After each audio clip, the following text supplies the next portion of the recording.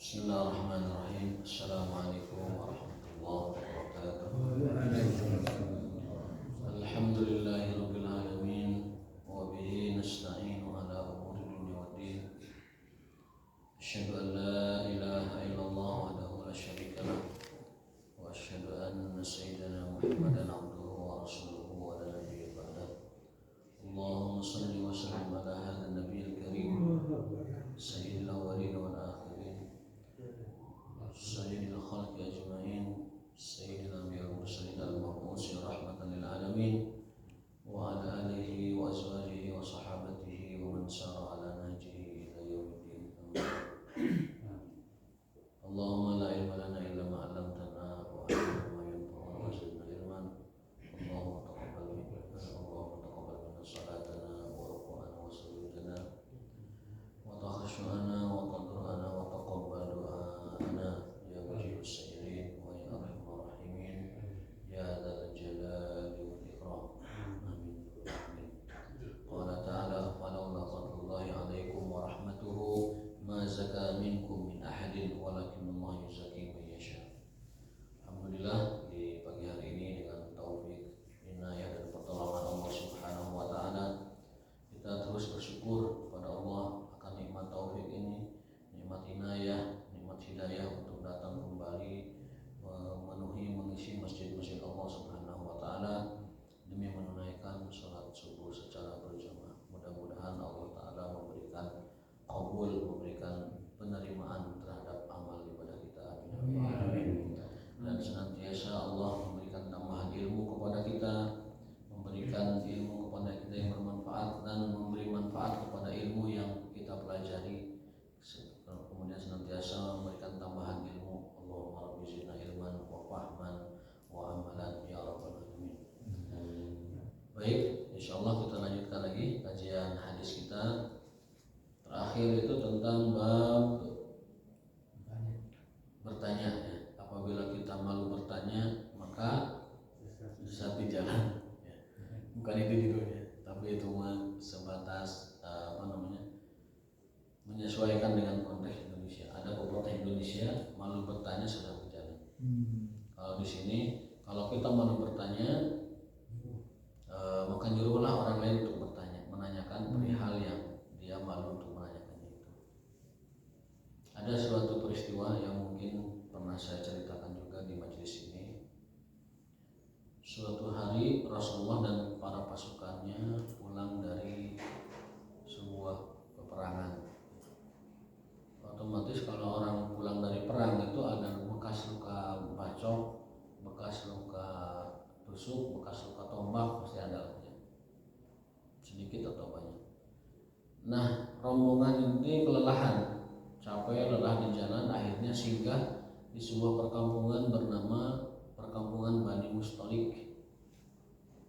Sehingga mereka bermalam di tempat itu karena mungkin sudah larut malam dan kelelahan. Akhirnya mereka istirahat tidur di Bani Mustalik. Nah, ketika mereka tidur itu ada seorang sahabat, memang tidak disebutkan namanya di hadis itu. Bahkan sampai sekarang tidak banyak disebut tentang siapakah gerangan sahabat tersebut. Mengalami junub, mimpi, ya. Nah, pas di pagi hari, saking dinginnya gitu kan, dia bertanya kepada temannya, saya tadi junub, karena kan mau subuh, gimana ini wudunya? Nah, teman itu ngasih tahu, kamu harus mandi, ya.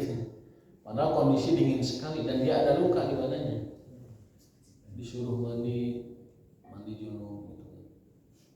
Nyari air. Setelah mandi, maut, Pak.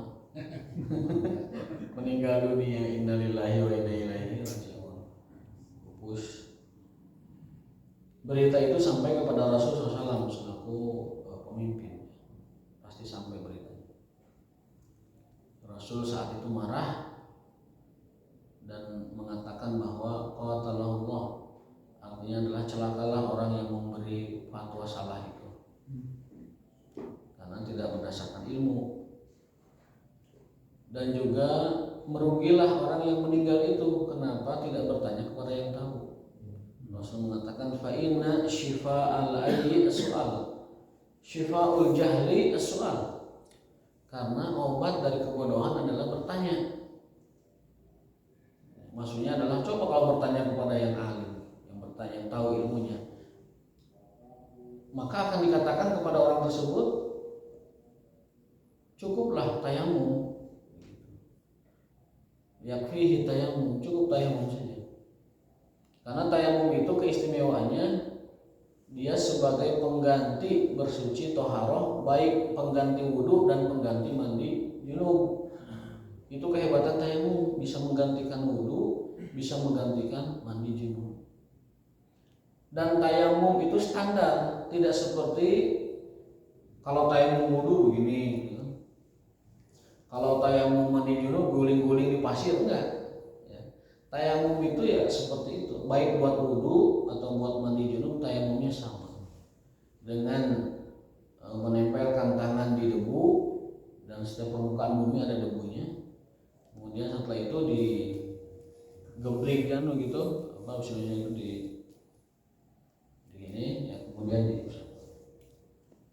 nah cukup itu saja, cukup itu saja ke muka dan ke telapak tangan, tidak perlu ke sini. Kalau sini mau wudhu namanya, tayamum tidak ke sini, itu hanya ke telapak tangan saja. Ambil tanah, keprik-keprik biar nggak terlalu banyak, nah itu beres. Itu tayamum itu manfaatnya menggantikan wudhu dan menggantikan mandi junub. Dan sholat dengan tayamum sama sholat dengan wudhu, sah dan harus yakin itu sah. Jangan perasaan ragu, ini karena saya taharnya tayamum jadi enggak sholatnya kayak ragu, enggak. Justru itu syariat dari Allah Ta'ala bagi orang-orang yang satu tidak punya air, tidak mendapatkan air, atau punya air tapi nggak bisa menggunakannya. Tidak bisa menggunakan dalam arti kata bisa karena sakit atau karena faktor-faktor yang lain. Jadi satu tidak ada air, yang kedua ada airnya tapi tidak bisa menggunakannya karena sakit misalkan. Karena sakit itu maksudnya khawatir sakitnya tambah parah atau khawatir sakitnya lama sembuhnya. Kalau saya pakai air bisa lama nih sembuhnya, nggak sembuh nanti, nah itu boleh tayamum. Atau kalau saya pakai air tambah parah ini sakitnya. Atau karena kalau pakai air rasa sakitnya terasa gitu, perih atau apa, maka orang-orang semacam itu diperbolehkan tayamum.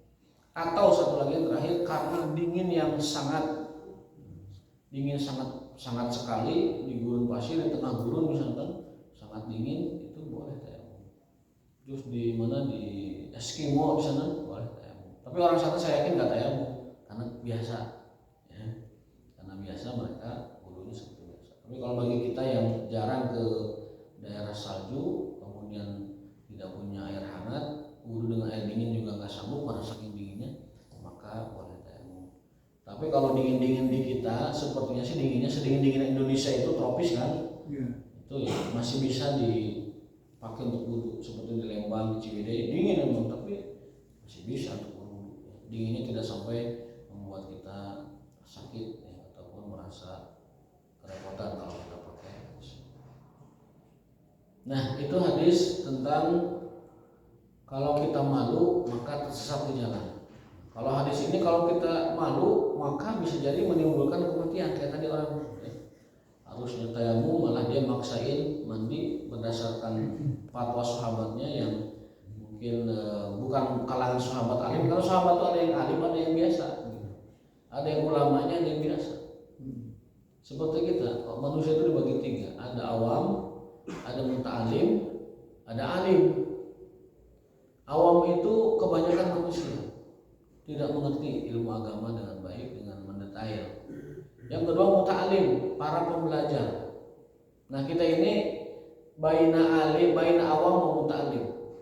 Kita ini antara awam atau pembelajar. Kalau awam-awam banget sepertinya enggak, tapi muta'alim, pembelajar. Karena setiap hari kita mengkaji hadis, mengkaji tafsir juga, dan mengkaji kitab-kitab yang lain. Jadi muta'alim. Nah yang ketiga alim, memang dia berilmu, ulama ya. Jadi manusia itu masyarakat manusia pada umumnya semuanya dibagi tiga dalam hal ilmu. Satu awam, dua muta'alim pembelajar, yang ketiga alim, yakni ulama atau orang yang berilmu. Dan menyikapi orang-orang harus dengan standar itu. Orang ini awam atau muta'alim, maka pembicaraan pun harus diatur. Dengan awam bagaimana, dengan muta'alim bagaimana, dengan alim bagaimana. Kalau menjelaskan perkara yang agak rumit kepada awam tidak akan masuk, dan bahkan mungkin mereka tidak akan menyukai. Ya, ngebahas naon sih, ngebahas naon sih ini kok begitu amat gitu, menjelimet segala macam, detail. Tapi kalau bagi orang muta'alim justru senangnya yang mendetail, senangnya yang lebih dalam, yang mendalam, itu muta'alim. Kalau alim di atasnya lagi, mungkin kepada tataran filosofinya, kepada tataran hikmah dan filosofinya dari sebuah ilmu. Nah itu beda antara awam, muta'alim dengan alim.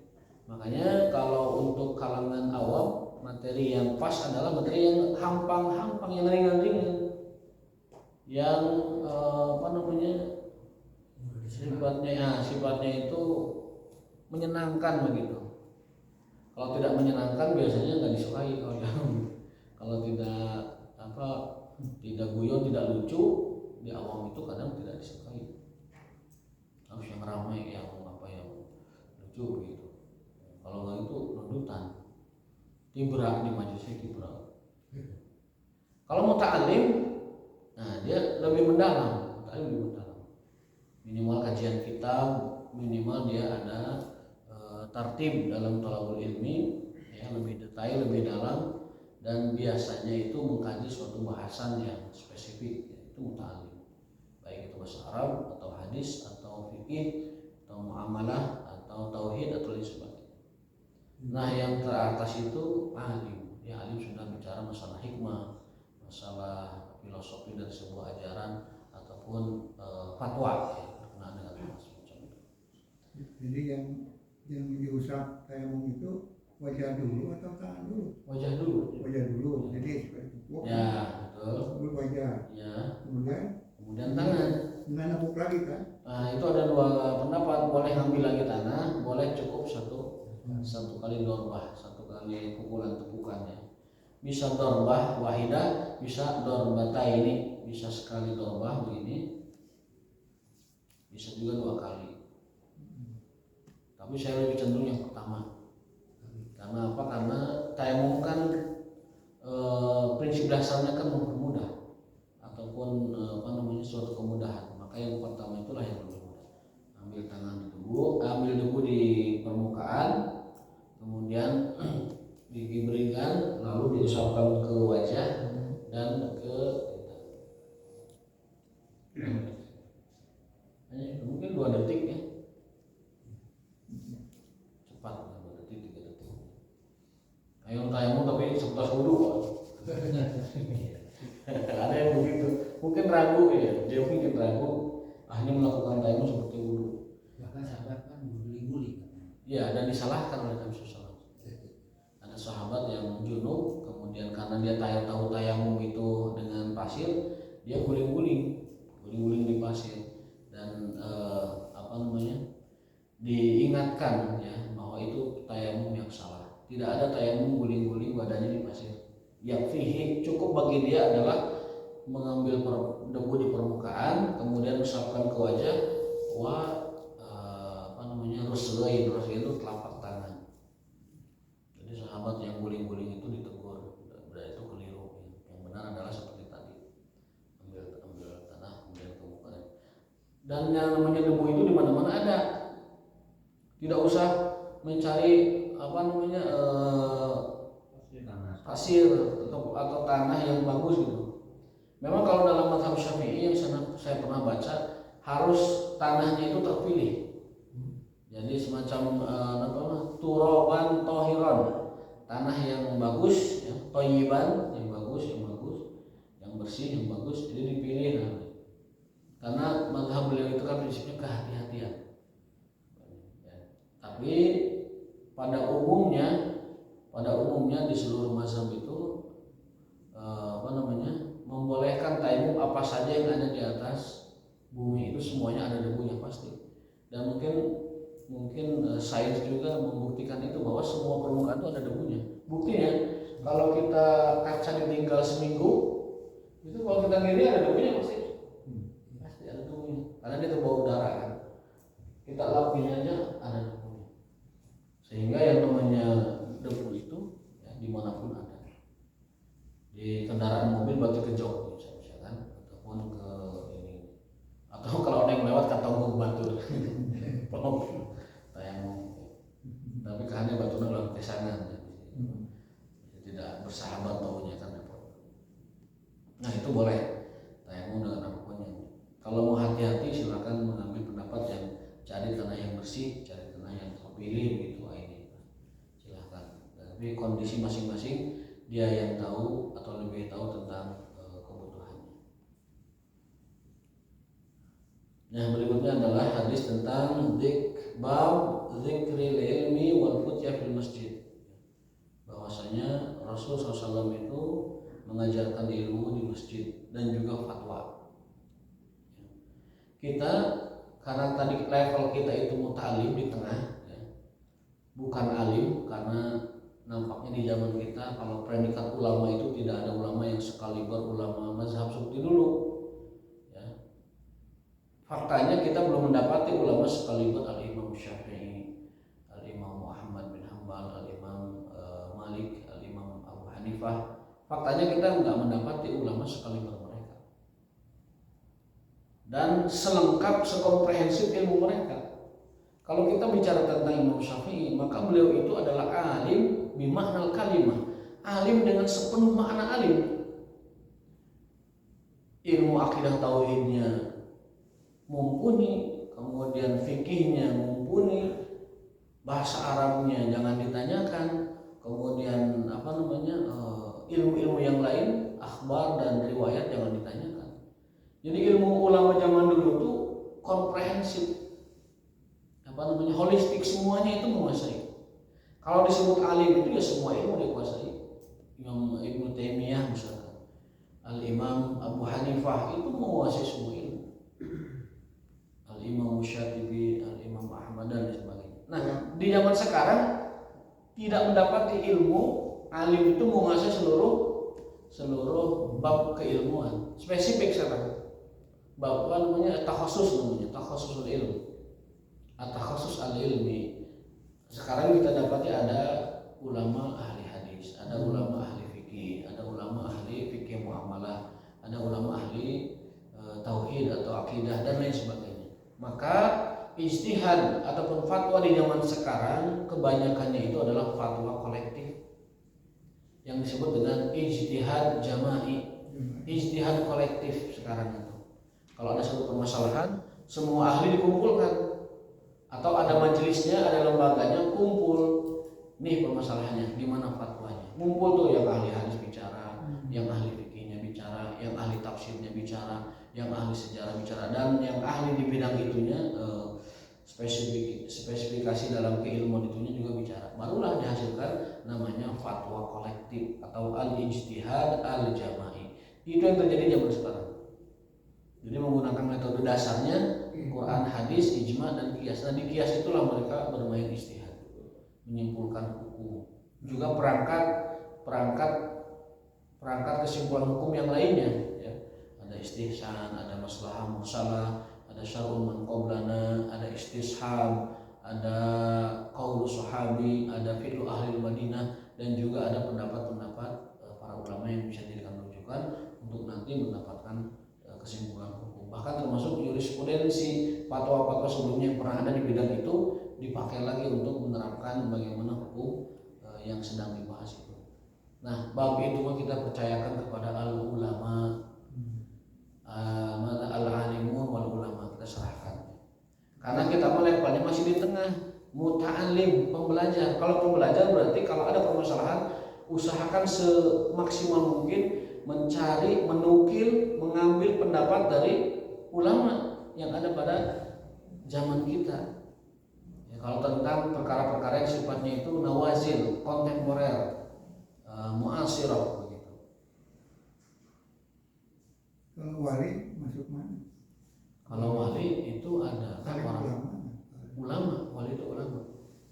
Wali ulama. Apa orang-orang yang istiqomah di jalan Allah lalu Allah berikan keistimewaan mereka.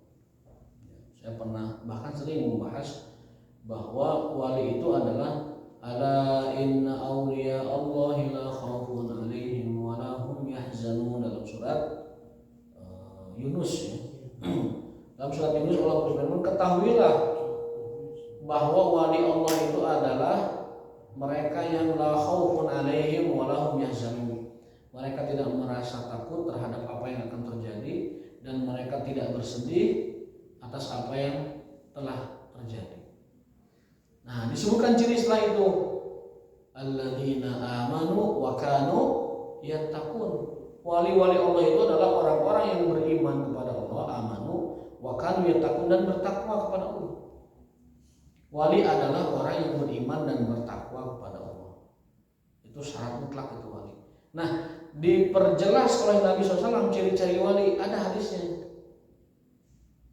Dalam sebuah hadis disebutkan, wa ma taqarraba ilayya 'abdi ahabbu ilayya mimma aftaratuhu alaih. Yang pertama, syarat jadi wali adalah bertakarub kepada Allah dengan sesuatu yang fardu yang wajib. Yang kedua, setelah dia melakukan hal yang wajib yang fardu, maka dia melakukan yang sunnah. Wa ma yazalu 'abdi yataqarrabu ilayya bin nawafil. Dia mendekatkan diri kepada Allah dengan yang sunnah-sunnah. Kalau dia sudah melakukan yang wajib, yang sunnah, baru setelah itu Allah mengatakan hatta uhibbahu, hingga aku mencintainya, hingga dia menjadi kekasihku, waliku. Kalau aku sudah menjadi walinya dan dia adalah waliku, maka Allah mengatakan dalam hadis qudsi tadi, masih sambungannya, kuntu sam'ahu alladhi yasma'u bih, aku akan menjadi pendengarannya. Wa basaruhu alladhi yubsiru bih, aku akan menjadi penglihatannya. Wa yaduhu alladhi yamtishu bih, dan aku akan menjadi tangannya. Wa rijluhu alladhi yamshi bih, dan aku akan menjadi kaki dalam perjalanannya. Kemudian, dan aku saking cintanya kepada hambaku itu, bahkan aku sungkan mencabut nyawanya karena khawatir itu menyakitkan dirinya. Maka sehalus mungkin Allah mencabut nyawa para walinya, khawatir menyakiti yang bersangkutan. Itulah wali-wali Allah SWT. Yang disebut oleh para ulama secara sederhana, wali itu adalah ahlul istiqomah, orang yang istiqomah di jalan kebaikannya, yang wajibnya istiqomah, yang sunnahnya istiqomah, sampai Allah mencintainya. Nah, dari istiqomah yang berkelanjutan, berkepanjangan itulah Allah mencintainya. Dan karena Allah mencintainya, berkah dari istiqomahnya Allah berikan karomah. Karomah itu berupa kemampuan luar biasa di atas kemampuan pada normal, pada umumnya, yang Allah berikan kepada wali-walinya. Nah, permasalahan di kita itu orang banyak mudah-mudah karomahna, istiqomahna tadi turutan. Karomahna diberi ke mana wae, bukan wae karomah sikat atau ikuti. Tapi istiqomahnya enggak. Sok wali semua istiqomah dalam berdakwah, kita ikuti enggak istiqomah dakwahnya para wali? Enggak. Para wali istiqomah dalam menjalankan kebaikan, dalam menjalankan thalabul ilmi, dalam mengamalkan sunnah, kita ikuti enggak istiqomah para wali dalam hal itu? Enggak. Ari karomahna diberi udah istiqomahnya enggak. Berarti kita melupakan yang sumber dan hanya mengejar yang hasil. Persis seperti kita kepada pengusaha, ari kepada hasil usahanya, misalkan mobil yang banyak, rumah yang banyak, takut segala macam. Tapi nggak pernah mengikuti cara dia bagaimana merintis bisnis dari nol, banting tulang, kepala jadi kaki, kaki jadi tulang, dan bagaimana dia mengembangkan usahanya sampai jadi sukses. Rata-rata kita manusia fitrahnya begitu. Melihat orang kaya itu sudah kayanya, tidak bagaimana si dia itu habis-habisan mati-matian mengejar kesuksesan itu. Kalau kita pakai perbandingan ilustrasi lebih dipahami begitu ya. Nah, sama dengan kewalian juga.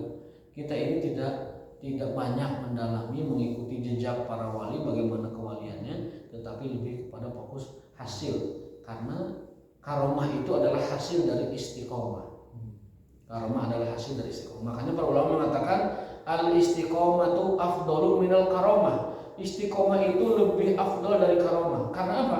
Karena istiqomah sumbernya, dan karomah itu adalah hasilnya. Ya karomah. Dan kita sudah tahu banyak karomah itu masing-masing wali berbeda-beda. Ya. Para sahabat yang paling banyak nampak karomahnya adalah Umar bin Khattab. Dia bisa nyuruh sungai Nil mengalir kembali, kan karomahnya. Jadi orang Mesir itu pernah airnya itu saat begitu kirim surat ke Umar, dan Umar mengatakan kepada sungai Nil, wahai Nil, kalau kamu biasa mengalir karena Allah, mengalirlah kamu sekarang, mengalir lagi. Umar juga pernah lihat peperangan melawan Romawi. Umarnya itu dari Madinah, melihat ada layar besar dari Nobar di Madinah. Jadi setelah sholat Umar itu duduk, pasukannya lagi perang, dan menyuruh pemerintah mengomandani. Itu karomahnya Umar. Ke arah sana, ke arah sini, serbu yang sana, hampir yang ini, itu Umar. Jadi ada layar besar seperti ditampakkan oleh Allah Ta'ala. Sahabat lain nggak lihat, Umar saja. Nah itulah karomah Umar yang disaksikan oleh para sahabat. Bisa mengetahui pasukannya lagi perang dan menyuruh bagaimana strategi perang itu dilakukan. Dan masih banyak Umar itu, masih banyak karomah. Ibnu Khattab ya, termasuk karomahnya adalah ditakuti oleh jin ya. Dalam sebuah hadis Rasul bersabda, dalam sebuah hadis, idza salaka Umar tariqan aw fajjan fakhtar syaitan fajjan akhar. Umar itu kalau berjalan di suatu jalan, maka jin syaitan memilih jalan lain. Biarkan ketemu Umar. Biar tidak ketemu Umar. La salaka fajjan akhar, maka syaitan memilih jalan lain karena takut berpapasan dengan Umar. Itu karomah. Kalau kita mau mungkin jalan senang syaitan, pendakan gitu. Kalau Umar takut. Nah itu beberapa karomah, dan masih banyak ya, termasuk ilham-ilham yang Allah berikan kepada beliau radhiyallahu taala. Karena istiqomahnya menjaga yang fardu, menjaga yang sunnah terus sampai Allah mencintainya. Kalau Allah sudah cinta, maka Allah menjadi pendengarannya, penglihatannya, tangan dan kakinya. Maksudnya apa? Memberikan perlindungan, memberikan penjagaan, memberikan taufik dan inayah untuk berbuat baik, dan memberikan keistimewaan tertentu. Dan kita tahu dalam akidah Ahlussunnah wal Jamaah, yang namanya keistimewaan di luar nalar itu atau di atas kemampuan normal itu ada 5 ya. Yang pertama adalah mukjizat. Mukjizat itu khusus untuk nubuah. Mukjizat adalah kemampuan yang Allah berikan kepada para nabi dan para rasulnya sebagai penguat dan pertolongan dalam dakwah kenabian kerasulannya. Tidak dimiliki oleh orang lain. Itu namanya mukjizat. Yang kedua adalah irhas. Irhas itu adalah kemampuan di luar jangkauan manusia biasa yang diberikan kepada para nabi, para rasul sebelum mereka menjadi nabi dan rasul. Ya, contoh irhas itu nabi dibelah dadanya tapi tidak apa-apa. Nabi dinaungi awan di perjalanannya dari Makkah menuju Damaskus. Jadi dari Makkah ke Damaskus itu awan itu mengawal dari atas supaya tidak kepanasan.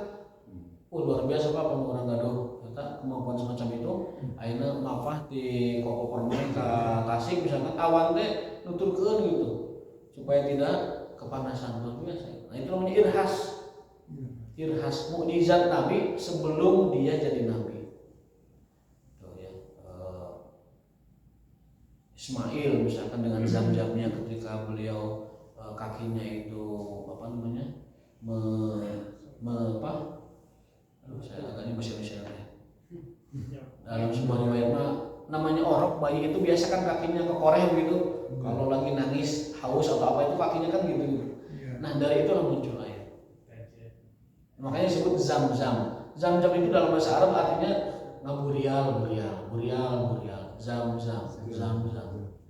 Itu dalam sebuah keterangan disebutkan semacam itu.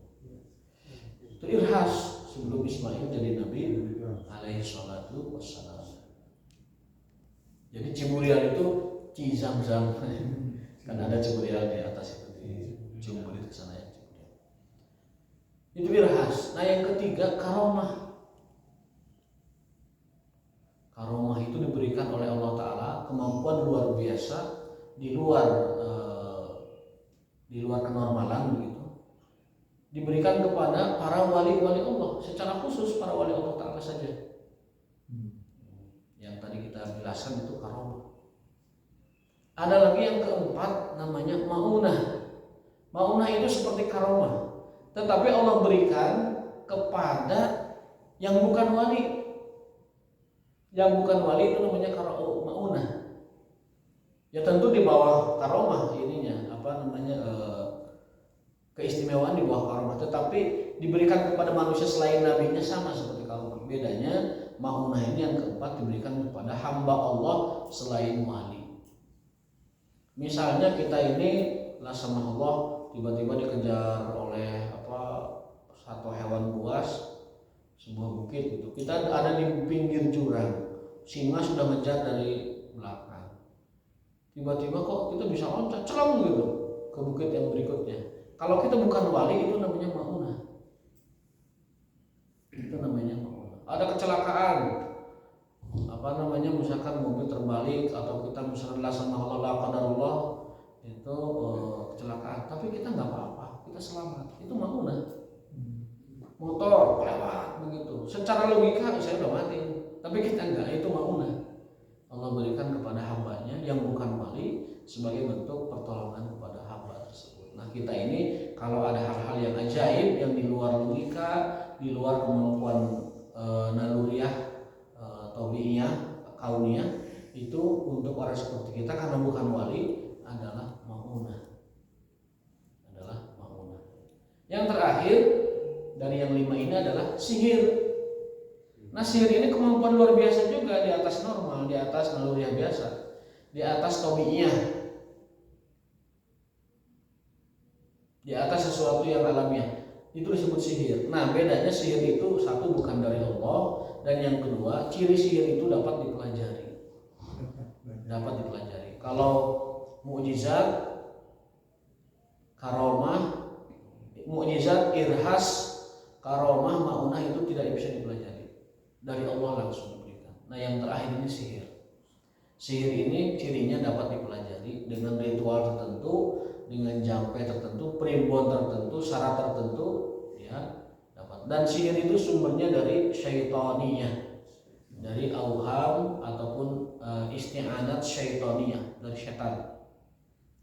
Nah ciri sihir dapat dipelajari. Artinya kalau ada orang yang bisa berdiri di atas air, kemudian terbang di udara, kemudian ngalengit, kidang kancana, kemudian sancang begitu, maka itu bisa saja terjadi. Cuman kalau melihat itu jangan langsung mengatakan wah wali syaitan, tidak. Lihat dulu istiqomahnya. Kalau dia ahli istiqomah, berarti kemungkinan itu karomah. Tapi kalau dari istiqomahnya dan dari ibadah wajib, ibadah sunnahnya tidak dijaga, ini bukan karomah. Kemungkinan besar itu adalah sihir, bantuan jin. Bisa sihir yang dia punya, yang dia pelajari, bisa memang jin membantunya. Jadi walinya wali syaitan. Al-Quran sudah menggambarkan ada wali Allah, ada wali syaitan. Jadi ada dua frasa dalam Quran itu Allah sebutkan yang saling kontradiksi. Ada auliya Allah, ala inna auliya Allah, ada juga auliya syaitan. Kalau intuisi, ilham itu kemana? Itu maksudnya kepada kalau dia orang soleh, dia maunah. Kalau dia wali bisa masuk karomah. Makanya tadi Umar itu kan diberikan ilham, diberikan intuisi, diberikan firasat, itu bagian dari karomah. Umar bin Khattab radhiyallahu. Karomah Khalid bin Walid tidak mati diracun. Kan pernah beliau itu minum racun dengan membaca Bismillahirrahmanirrahim la yadurru ma'asmihi syai'un fil ardi wala fis sama wa huwa samad. Racun diminum enggak mati Khalid bin Walid. Tapi orang mulai coba-coba. langsung tepar. Nah Khalid itu tidak mati diracun. Ada lagi wali sahabat itu, wali Allah sahabat itu, saya lupa namanya, komandan pasukan juga ketika menaklukkan Afrika, ekspedisi perluasan wilayah Islam ke daerah Afrika. Penaklukan Afrika itu di tengah jalan, namanya Afrika kan geledegan, gurun geledegan, gurun seperti Jazirah Arabia yang banyak dilalui oleh para musafirun, para pedagang. Afrika itu geledegan, toangan saudara. guru nanti. Singa-singa sabang sanding itu masih ada dan sekarang juga masih banyak. Kalau kita ke Afrika itu daerah-daerah Afrika justru wisatanya itu wisata itu hewan-hewan buas dan sebagainya. Nah, sahabat itu ketika ekspedisi ke Afrika mendapati ada sekawanan singa menghadang, ingin memakan mereka. Itu komandannya bilang begini, kalian itu tentara Allah dan kami juga tentara Allah, minggirlah. Itu singa tiba-tiba minggir, pergi. Menyebutkan kalian tentara Allah dan kami juga tentara Allah. Maksudnya jangan menghalangi, pergi sih. Antum junudullah wa nahnu junudullah. Nah itu karomah para sahabat yang ketika itu ditugaskan. Ada lagi karomah sahabat yang sendiri. Dan cerita karomah itu tidak ada habisnya karena banyak. Bisa dipelajari dalam kitab Syiar A'lamin Nubala. Itu kisah tentang orang-orang pilihan. Syiar A'lam An-Nubala. Ada juga kitab Hilyatul Auliya, perhiasan para wali. Hilyatul Auliya bisa dipelajari. Nah, ada sahabat diutus oleh Rasul untuk sebuah keperluan ke Mekah dari Madinah. Di tengah jalan itu dituturkan ke satu singa. Sahabat sudah khawatir ini jangan-jangan mau menerkam saya. Tiba-tiba enggak, singa itu justru mengawal sahabat itu dari Madinah ke Mekah. Jadi dikawal oleh singa itu dari belakang. Takut-takut sahabat itu ada mara bahaya di tengah, itu dikawal.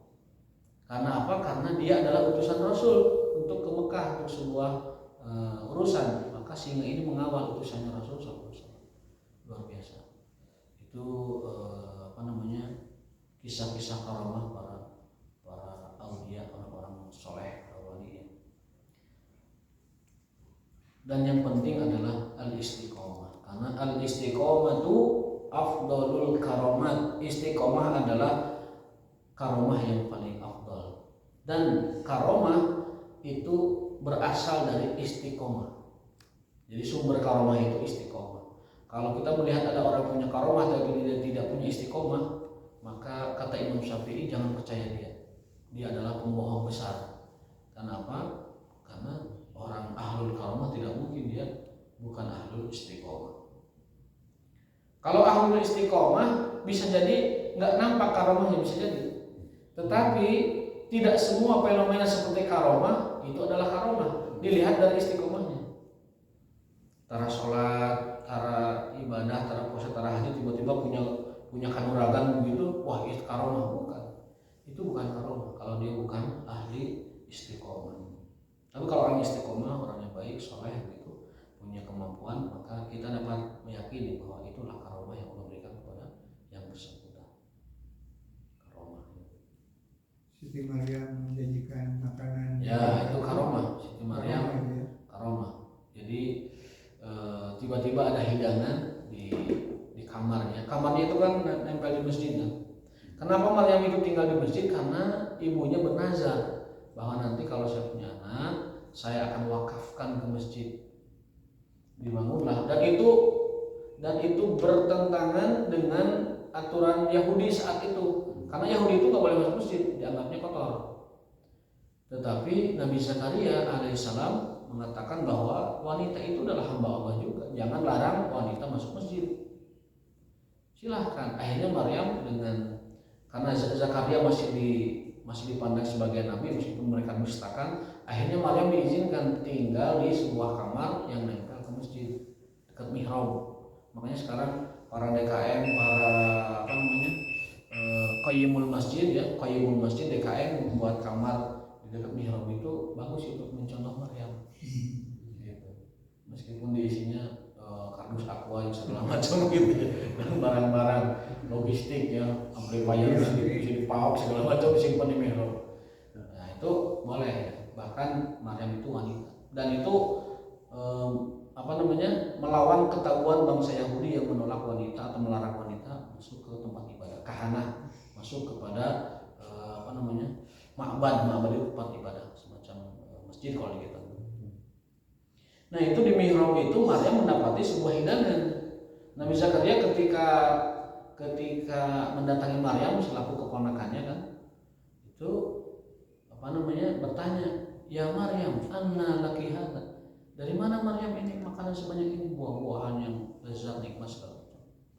Anna laki hadza. Kemudian Maryam mengatakan bahwa itu adalah munazzalun minas sama, ini turun dari langit, om, gitu bahasa kita. Kan pamannya Nabi Zakaria kan, ini dari langit, min indi rabbi, dari Allah Subhanahu wa taala. Nah itu karomah Maryam alaiha assalam. Sebagian ulama mengatakan Maryam itu nabiyah, tapi sebagian lain mengatakan bukan nabi. Imam Qurtubi termasuk yang berpendapat Maryam itu nabi, karena tidak mungkin orang itu mendapat wahyu kalau dia bukan nabi. Maka ulama seperti Imam Qurtubi mengatakan beliau itu nabi ya. Tetapi ulama lain mengatakan tidak ada nabi dari kalangan perempuan, semuanya laki-laki, semuanya adalah al-anbiya wa rasul. Makanya dalam bahasa Arab juga disebutkan jama' itu adalah bentuk jama' muzakkar, jama' yang menunjukkan laki-laki. Wallahu alam mana yang lebih kuat pendapatnya, apakah pendapat Imam Qurtubi atau pendapat yang lain. Yang jelas Maryam itu diberikan ilham, diberikan pengetahuan oleh Allah SWT, dan diberikan banyak karomah. Termasuk karomahnya adalah Isa bin Maryam yang berbicara di waktu masih dalam buaya. Waktu dalam pelukan ibunya masih bayi, tetapi dapat berbicara. Innani ana Abdullah, sungguhnya aku adalah hamba Allah yang yang diperintahkan untuk barron biwalidayya, untuk menaati, berbakti kepada orang tuaku. Subhanallah. Itu Maryam. Istiqomahnya menghasilkan karomah, menghasilkan keutamaan dan lain sebagainya. Arti karomah sendiri dalam bahasa Arab itu apa? Bukan kesaktian, Pak. Karomah itu artinya bukan kesaktian, bukan kanuragan, bukan ditonjok tutung, bukan, ataupun ditiup ngacelang, bukan. Karomah itu dalam bahasa Arab artinya dari kata karuma yakrumu. Artinya apa? Kemuliaan. Karomah dalam bahasa Arab artinya adalah kemuliaan. Tetapi ini kita diartikannya jadi rada ini keramat kan. Keramat kan dari karomah. Jadi sesuatu yang kesannya itu adalah supranatural gitu. Mistis, karomah, keramat. Padahal arti karomah dalam bahasa Arab arti aslinya adalah kemuliaan. Kemuliaan pasti karena sebab dia dimuliakan. Dimuliakan karena apa? Karena istiqomahnya. Maka dari istiqomah melahirkan karomah. Dari karomah itu melahirkan khawariqul adah, kemampuan-kemampuan luar biasa di luar kemampuan manusia pada umumnya. Ya, kalau kemampuan luar biasa itu namanya khawariqul adah, kemampuan luar biasa. Sumbernya adalah karomah, karena itu kemuliaan dari Allah. Karomah sendiri sumbernya adalah istiqomah dari Allah Subhanahu wa taala. Mudah-mudahan kita termasuk orang yang ahlul istiqomah, dan dari ahlul istiqomah itu Allah memberikan karomahnya kepada kita atau mengamanahnya kepada kita semua. Amin amin ya rabbal alamin. Barangkali satu pertanyaan dipersilakan. Kalau tidak ada kita meluncur ya. Meluncur ke kopi dan sebagainya. Menyangkut tadi masalah tayamum. Jadi dalam kasus atau cerita tadi ada seorang sahabat yang mungkin dalam niat beliau itu ingin mandi junub berarti ya? Iya. Nah, dari kejadian tadi ini ada satu yang perlu penjelasan lebih lanjut. Apakah kan dua-duanya jadi tidak beruntung berarti ya tadi ya? Tidak beruntung. Yang satu karena Rasul marahi karena ngasih saran yang salah, tidak berilmu tapi ngasih tahu lah begitu. Ya, nah kedua yang kenapa tidak bertanya kepada yang lebih ahli ilmu kan gitu. Nah dari situ bagaimana dengan konsep niatan? Maksudnya bahwa innama amalu biniatan gitu ya. Mungkin orang ini sudah berniat, saya ingin mandi junub, ingin supaya beribadah mungkin bisa tetap berjalan. Tapi tetap dalam konteks cerita tadi malah orang ini meninggal dan disalahkan, gitu ya kan? Atau bagaimana kan? Ya. Siapa yang memberi fatwa? Jadi sahabat yang meninggal karena mandi itu di saat yang dingin dan dia banyak luka, itu yang disalahkan Rasul bukan meninggalnya. Yang Rasul salahkan itu adalah fa inna syifa'al ayyi aswal. Dan Rasul itu kan ungkapannya umum. Inna syifa'al ayyi au syifa'al jahli as-su'al. Sesungguhnya obat dari ketidaktahuan adalah bertanya. Kan begitu. Nah, sahabat ini sudah bertanya kepada temannya, tapi kan kalau bertanya itu ya lihat dulu orang ini yang ditanya ini alim atau tidak dalam bidang tersebut. Jadi Rasul tidak menyalahkan sahabat yang meninggal karena sudah punya niat dia ingin bertaharah, ingin bersuci, inginnya mandi junub kalau memungkinkan. Tetapi kan ada sebenarnya syariat memberikan solusi kalau semacam itu dia boleh tayamum. Nah, karena saran dari temannya itu tidak pas, maka Rasul mengatakan sesungguhnya orang yang tadi wafat itu alangkah baiknya kalau dipertanya. Jadi tidak disalahkan, cuman semacam dari wafatnya ini Rasul memberi pelajaran kepada yang lain. Jadi semacam hikmahnya gitu. Ini sahabat kita yang sudah wafat, tolong ya nanti kalian nanti ke depan kalau tidak tahu bertanyalah kepada yang alim. Begitu. Yang disalahkan yang memberi fatwa itu. Rasul ucapannya tegas, qatalahullah. Qatalahullah itu kalau kita artikan semoga Allah membinasakanmu. Tetapi itu bahasa Arab ungkapan seperti itu bukan ungkapan sesungguhnya, tetapi semacam kias, semacam majas ungkapan marah. Dalam bahasa Arab itu Rasul pernah menyebut waihak. Waihak itu ungkapan sosial yang artinya cilaka maneh. Tapi itu bukan doa Rasul. Hanya Rasul menggunakan istilah umum di sosial di masyarakat. Biasa orang kalau kacau nyebutnya waihak. Waihak teh wah cilaka 12 ini. Semacam itu. Tapi itu bukan doa Rasul. Makanya para ulama menyimpulkan boleh kita ini menggunakan istilah yang ada di masyarakat meskipun maknanya semacam itu, tetapi niatnya bukan doa, hanya sebatas ungkapan lumrah di masyarakat. Nah, ungkapan Rasul semacam itu bukan doa Rasul itu. Qatalahullah maksudnya adalah ungkapan kemarahan Rasul kepada orang yang ngasih saran itu sehingga ada sahabatnya yang meninggal. Nah, itu semacam itu. Ya, bukan ungkapan doa. Nah, jadi yang Rasul salahkan itu yang memberi fatwa tidak tepat.